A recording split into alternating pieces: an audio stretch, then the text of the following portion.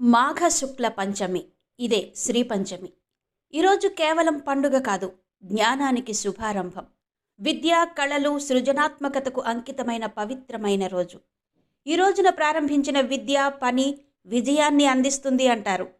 ప్రేమ సృష్టిగా మారే రోజు మదన పంచమి, అది ఈ రోజే. జ్ఞానానికి, కళలకు, వసంత ఋతువు రాకకు సంకేతమైన పండుగ ఏదైనా ఉందంటే అది శ్రీ పంచమి. దీనినే వసంత పంచమి అని, మదన పంచమి అని కూడా పిలుచుకుంటాం. చదువుల తల్లి సరస్వతీదేవి ఆవిర్భవించిన రోజు ఈ రోజే.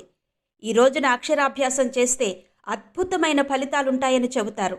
ఏంటా ఫలితాలు? అసలు మాఘశుద్ధ పంచమికి శ్రీ పంచమి, మదన పంచమి అనే పేర్లు ఎలా వచ్చాయి? శ్రీ పంచమి రోజు పసుపు రంగుకి అత్యంత ప్రాధాన్యత ఇస్తారు. ఎందుకని?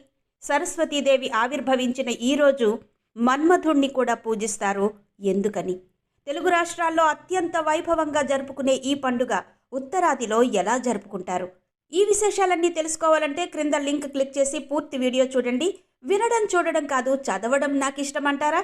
అయితే మన విజయ మా ఊరు వెబ్సైట్ లింక్ క్రింద ఇస్తున్నాను. లింక్ క్లిక్ చేసి వెబ్సైట్కి విజిట్ చేయండి. చక్కటి వ్యాసాలతో పాటు అద్భుతమైన కథలు, నవలలు కూడా చదువుకోవచ్చు.